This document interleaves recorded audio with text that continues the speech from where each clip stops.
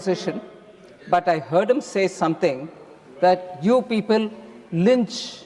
I'm sorry. I want that word removed. Honorable opposition leader is not right in commenting like this. One. And second, if he's talking on lynching, let me remind him that in Rajasthan, when Congress party was in ruling, based on some comment which one of our BJP lady spokesperson said, there was a lynching of a tailor and no action was taken. Nupur Sharma's comments on the TV, you lynched in your government.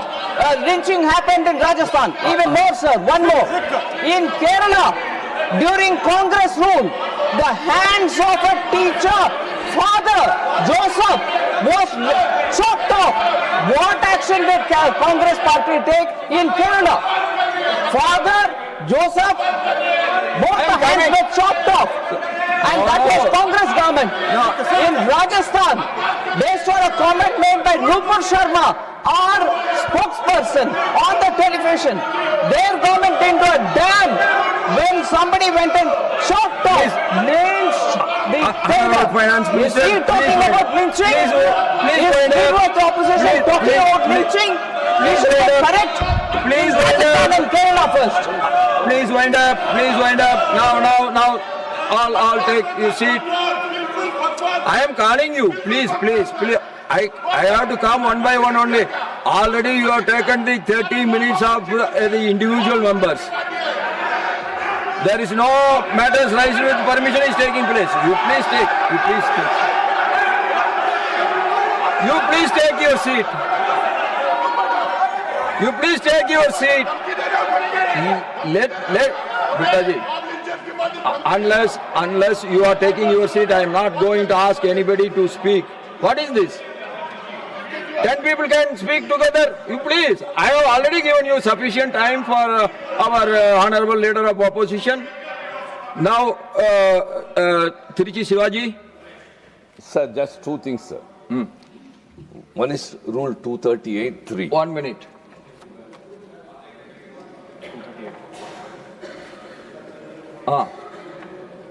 First issue, sir, I have a second one.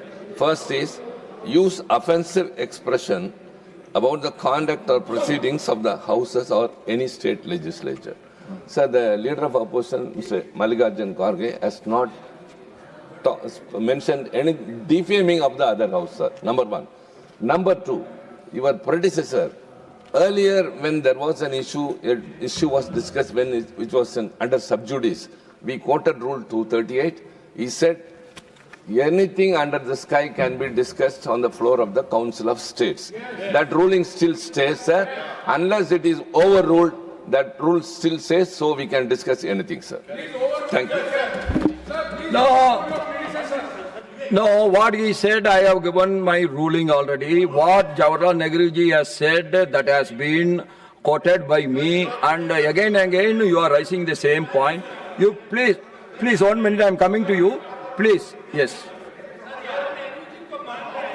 The house shouldn't be responses between that side and this side. We are also part of this house, sir. Yes. So please look at us also sometime. No, you are getting now. Yes, sir. Thank you very much. I cannot allow everybody to talk. Thank you very much. For that I am sitting sir, here. Thank you very much for your graciousness, your benevolence, sir.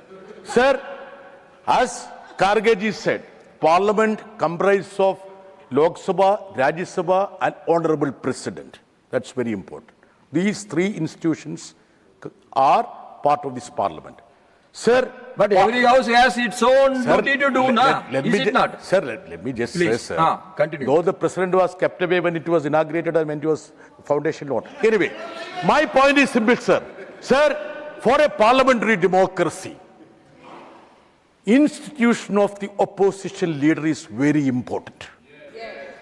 Just as we respect the institution of Prime Minister, please do respect the institution of the opposition leader. So, my submission to you only, sir. Sir, you don't need to give a ruling. You just request them to allow the LOP of Lok Sabha to speak there. No, 1 minute. 1 minute. Yeah. First, you have to ask them to sit in their seat when LOP is speaking. You do that. When a leader of the opposition is speaking, all his members were around him. What is this? You are not. You have to see that side also. I am asking them to sit. They are sitting. When I am asking your people to go to their seat, they are not going. What I have to do? You tell me. See, each house is independent in its functioning. That is the ruling, that is the thing that has been followed for many decades. That will be followed. Now I call Sriman Baburam Nisad ji. एक minute please. कहा तो हम सिर्फ ये कहना चाहते हैं कि हमारी तरफ से पूरा सम्मान किया जाता है. सर, नेता सदन ने यदि अबोध शब्द का प्रयोग किया है तो बोध का अर्थ होता है ज्ञान. इसमें अप्रत्यय लगाकर जो ज्ञान ना हो उसके लिए अबोध होता है. कोई सम्मान नहीं, किसी का असम्मान नहीं है. सर, ज्ञान की कोई सीमा नहीं होती, अज्ञान की कोई उम्र नहीं होती. और अबोध होने का प्रमाण यह जिसे यह ना पता हो कि फ्लोर ऑफ द हाउस के ऊपर सब्सटेंशियल एविडेंस मीडिया रिपोर्ट नहीं होती है, वो अबोध है. सर, जिसे यह ना पता हो कि सेना अध्यक्ष और प्रधानमंत्री रक्षा मंत्री के बीच का कम्युनिकेशन ऑफिशियल सीक्रेट एक्ट में आता है, वो पब्लिक डोमेन में नहीं हो सकता, वो अबोध है.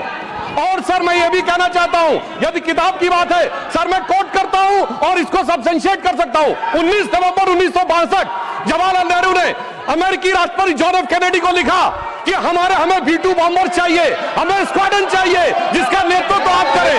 और सुनिए, उस समय अमेरिका में भारत के राजदूत बीके नेहरू, जो नेहरू जी के भतीजे थे, उन्होंने अपनी किताब गुड गाइज फिनिश सेकंड में सर उन्होंने लिखा कि जब मैं वो पत्र देने जा रहा था प्रेसिडेंट के एडवाइजर को, तो मुझे इतनी शर्म महसूस हो रही थी जब अपनी एयरफोर्स की कमांड उनको दे रहे, मैं रोया था.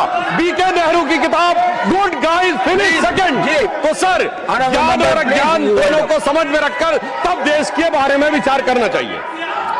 Now everybody take their seat, please. Everybody take their seat, please, please, please. Let us do our regular. So you want to say something? Then you ask your people to go to the. Why every time they are coming to behind you? So we are here to protect you. Are they going to protect you? If they agree immediately, you say how disciplined people are. How discipline? Every time they are coming to the front is not discipline. Sir, don't create new discipline. Let them be in their seat. Sir, मेरा एक ही निवेदन आपसे है कि ये बार बार नेहरू जी को गालियां देना, इंदिरा जी को गालियां देना, अपोजिशन लीडर के लिए आपने जो शब्द उपयोग करे वो खंडनीय है. और वो ये चाहते हैं कि भाई ये नरवणे की किताब है, इसमें क्या है मुझे मालूम नहीं, मैं पढ़ के बताता हूँ. No. Don't take this again. No. I'm not going to allow. This is not authenticated. This is not authenticated. This is not approved by the defense ministry. America को बेचने वाले देश को दिल्ली रखने वाले प्रोटेस्ट करते हैं. Now, mic should be given to the honorable leader of the House.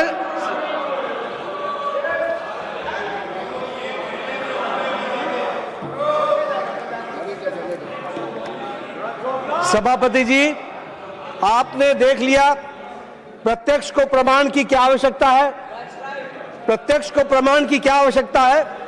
प्रजातंत्र के बारे में बोलने वाले लोग किस तरीके से प्रजातंत्र का मजाक करते हैं और गला घोटते हैं, वो हमको सामने दिख रहा है. ये प्रत्यक्ष रूप में दिख रहा है.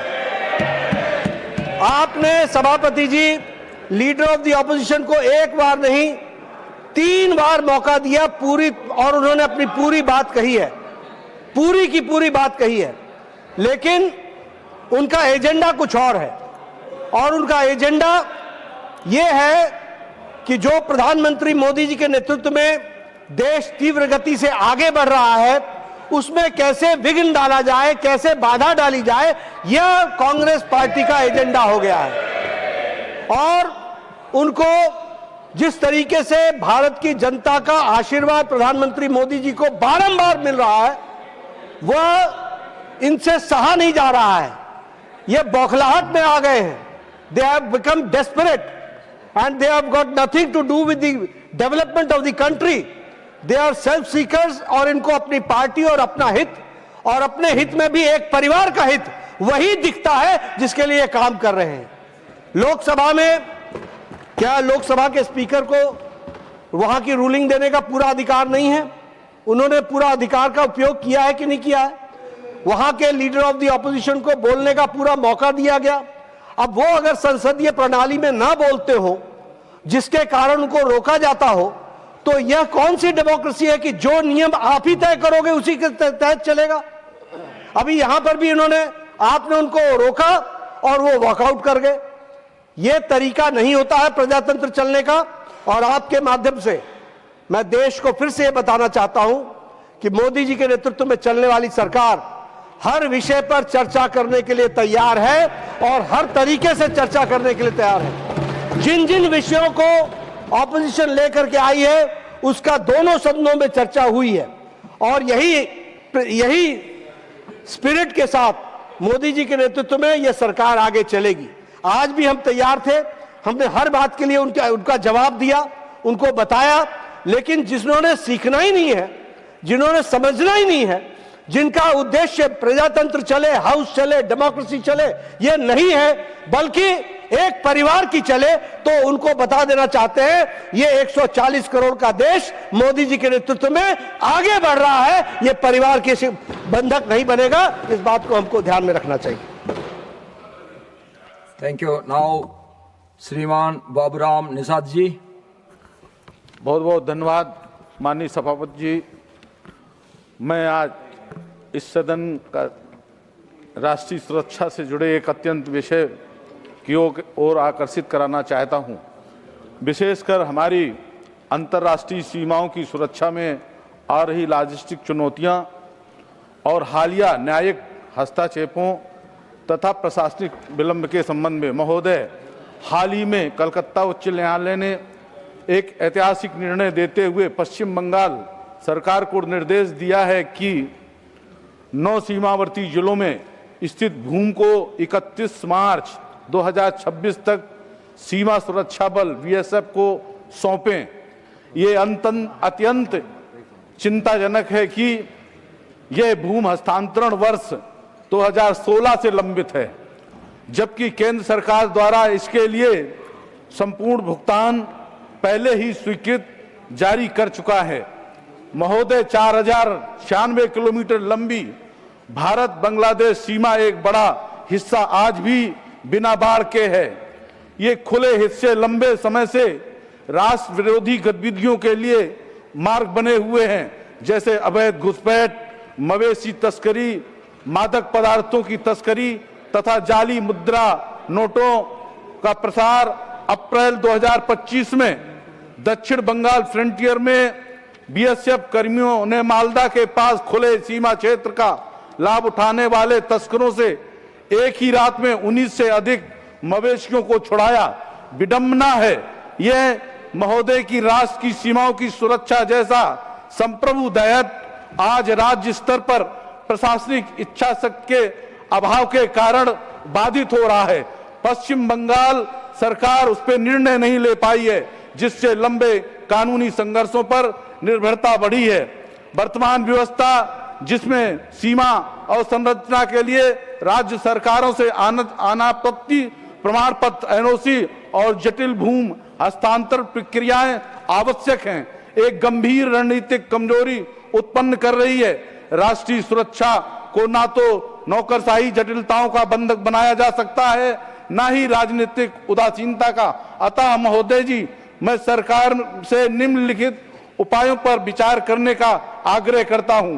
केंद्रीय सीमा कॉरिडोर की स्थापना, एक ऐसा कानूनी ढांचा बनाया जाए जिसके अंतर्गत अंतर्राष्ट्रीय सीमाओं से सटे 1-2 किलोमीटर चौड़े क्षेत्र को गृह मंत्रालय के प्रत्यक्ष प्रशासनिक एवं कानूनी नियंत्रण में लाया जा सके। दूसरा, विधायी विचार, सरकार को सीमा संबंधी कार्यों को शीघ्रता से पूरा करने हेतु एक व्यापक कानून लाना चाहिए, ताकि बाढ़बंदी रणनीति श्रीमान गिरिराजन जी, श्रीमती माया नरोलिया जी। धन्यवाद माननीय सभापति महोदय जी। मैं इस सदन के माध्यम से माननीय सड़क परिवहन एवं राजमार्ग मंत्रालय का ध्यान मध्य प्रदेश में आवारा पशुओं के कारण बढ़ती सड़क दुर्घटनाओं की एक अत्यंत गंभीर एवं चिंताजनक समस्या की ओर आकृष्ट करना चाहती हूं। महोदय जी, पिछले 2 वर्षों अर्थात 2024-25 तक राज्य में आवारा पशुओं से संबंधित 237 सड़क दुर्घटनाएं पुलिस अभिलेखों में दर्ज की गई हैं, जिनमें 94 निर्दोष नागरिकों की मृत्यु हुई है तथा 133 लोग गंभीर रूप से घायल हुए हैं। ये दुर्घटनाएं राष्ट्रीय राजमार्गों, राज्य मार्गों तथा ग्रामीण सड़कों सभी श्रेणियों की सड़कों पर हुई हैं, जो इस समस्या की गंभीरता को दर्शाती है।